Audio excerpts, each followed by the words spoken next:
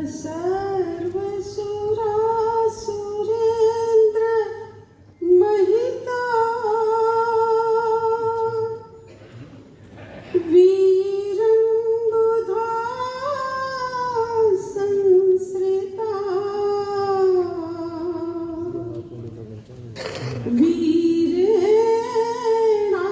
वीरेणाभिहतः स्वकर्म निचयो वीराय नित्यं नमः वीरतीर्थमिदं प्रवृत्तमतुलं वीरस्य घोरं तपो वीरे श्रीधृतिकीर्तिकान्ति निचय श्रीवीर भद्रं दिश महावीर भद्रं दिश।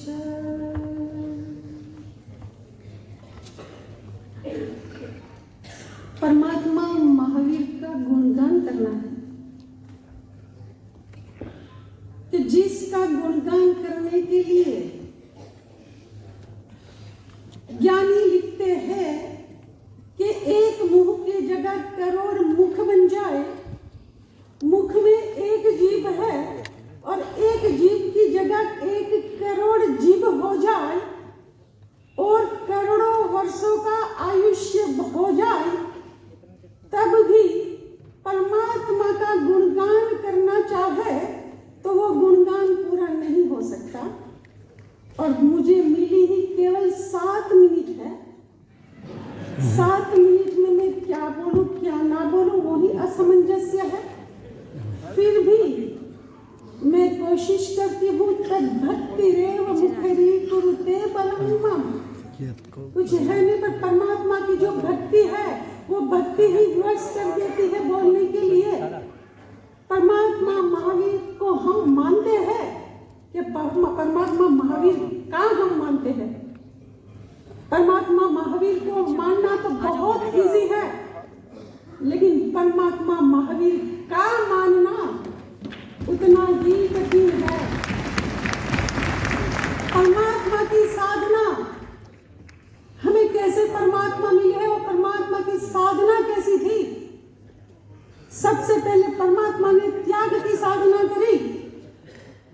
28 साल की उम्र थी, माता पिता का स्वर्गवास हो गया। मंत्रिमंडल ने सोचा कि बड़े भाई तो नंदीवर्धन है, किंतु पुण्य और गुण में बड़े वर्धमान है, तो हम ये राज्य का जो सिंहासन वो वर्धमान को ही सौंप दे। और वर्धमान के पास जाके बोलते हैं कि आप ये राज्य सिंहासन का स्वीकार करो।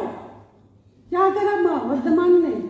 स्वीकार कर लिया है। कितना औचित्य का गुण था। उन्होंने कहा कि भैया मेरे बड़े भाई अभी विद्यमान है और बड़े भाई के होते हुए ये जो राज्य सिंहासन का अधिकारी है वो मैं नहीं हूं, लेकिन मेरा बड़ा भाई है। जरा टेली करते जाना अपने जीवन के साथ कि हमारा जीवन कैसा है और परमात्मा का साधना जीवन कैसे था। दूसरे नंबर में परमात्मा ने पहले नंबर में राज्य सिंहासन का त्याग कर दिया। दूसरे नंबर में दीक्षा लेने से पहले 1 वर्ष तक दान देकर परमात्मा ने धन का भी त्याग कर दिया। एक राज्य सिंहासन का त्याग किया, दूसरा धन का त्याग किया और दीक्षा लेने के बाद किसका त्याग किया? दीक्षा लेने के बाद जो देवदुष्य मिला था वो देवदुष्य परमात्मा के कंधे पे था। भागा भागा कोई ब्राह्मण आया और कहा कि वर्धमान 1 मिनट रुकिए, और उसने अपनी दास्तान सुनाई। परमात्मा करुणा के सागर थे और जो दुष्देव दृश्य था, जो वस्त्र था वो वस्त्र का भी दान कर दिया। कितनी महत्व के त्याग की साधना की। और दूसरे नंबर में परमात्मा की साधना की, तप की। दीक्षा से लेकर जब तक केवल ज्ञान नहीं हुआ, 12.5 साल तक परमात्मा ने कैसी साधना की। 12.5 साल में परमात्मा ने 349 बार ही खाना खाया है। सिर्फ 349 बार। बाकी के दिनों में परमात्मा ने क्या करा? उपवास ही करा है। पालना में एकादशी से कम पालना नहीं करा है। और कम से कम 2 उपवास तो वो करते ही थे। और ज्यादा से ज्यादा 6 महीने का उपवास किया, और वो भी निर्जल, चौहार उपवास किया। कैसी कठोरतम साधना करी। और तीसरी साधना परमात्मा ने क्षमा की करी। क्षमा की साधना तो परमात्मा की अविरत चलती रही। 24 × 7 अविरत क्षमा की साधना करी। चाहे दिन हो, चाहे रात हो, चाहे परमात्मा का एकादशी हो, चाहे उपवास हो, चाहे वो गांव में हो, चाहे वो जंगल में हो, लेकिन परमात्मा ने क्षमा का ही साधना करी है। चंड कौशिक आया था परमात्मा को डंक लगाने के लिए। क्या परमात्मा में शक्ति नहीं थी?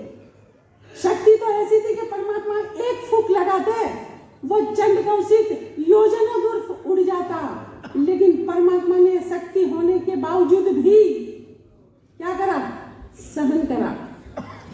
वो गोवाला आया, और वो गोवाला ने रस्सी लगाई परमात्मा को।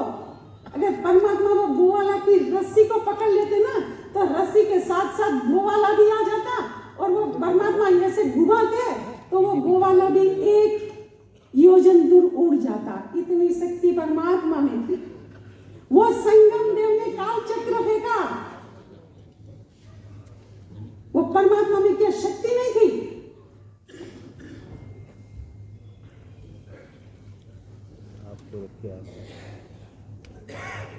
शक्ति तो बहुत थी, लेकिन परमात्मा का अभी 2 मिनट बाकी, मैं देखती हूँ बड़ी।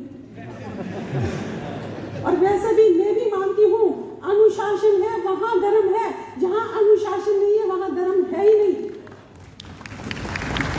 तो चंद को आपने मेरे 2-4 सेकंड बिगाड़ दिए, 2-4 सेकंड शायद ज्यादा हो सकती है। तो चंड कौशिक को भी परमात्मा ने स्वीकार किया, वो संगम का भी स्वीकार किया, वो गौशाला का भी स्वीकार किया। परमात्मा ने कभी सामना किया ही नहीं है। परमात्मा का मोटो था सहन करना, सामना नहीं करना। और हमारा मोटो है सामना करना, सहन नहीं करना। और ये सहन करके परमात्मा ने प्राप्त क्या किया? परमात्मा ने 3 वैभव को प्राप्त किया। एक अहिंसा का वैभव, दूसरा अनेकांत का वैभव, और दूसरा अपरिग्रह का वैभव। और वो वैभव हमको दिया है अहिंसा। हम हिंदुस्तान में रहते हैं, इसलिए हम कौन है? हिंदू है। बेशक हमारा धर्म जैन है, लेकिन हमारा राष्ट्र और हमारी जो संस्कृति है वो हिंदू ही रहेगी। और हिंदू किसको कहते हैं? हिंदू की परिभाषा क्या है? हिंदू की परिभाषा हमारे शास्त्र में इतनी बढ़िया बताई है, शायद ऐसी परिभाषा किसी ने भी नहीं बनाई होगी। ज्ञानी भगवंत ने हिंसा की व्याख्या लिखते हुए कहा है, हिंसा या दूयते मन यस्य स। हिंदू, हिंदू किसको कहते हैं? हिंसा या दूयते मन यस्य स हिंदू। हिंसा से जिसका मन खिन्न होता है, हिंसा से जिसका मन दुखी होता है, वो हिंदू होता है। और मुझे कहते हुए गर्व और गौरव रहता है कि ये हिंसा की जो संस्कृति है, वो हिंसा की संस्कृति हमारे प्रथम तीर्थंकर आदिनाथ परमात्मा से शुरू हुई है, और वर्तमान ने हमको दी है।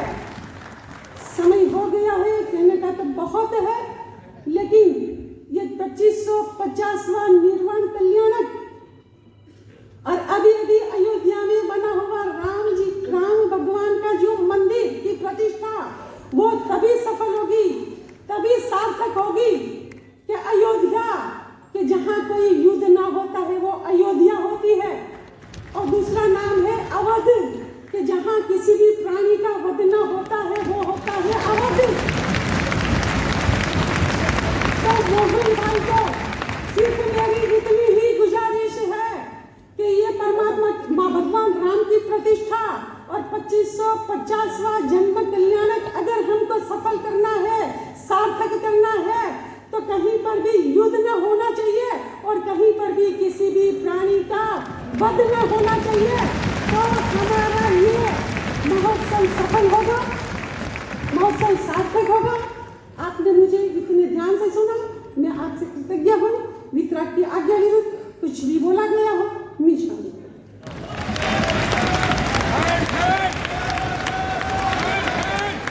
बहुत सुंदर जी।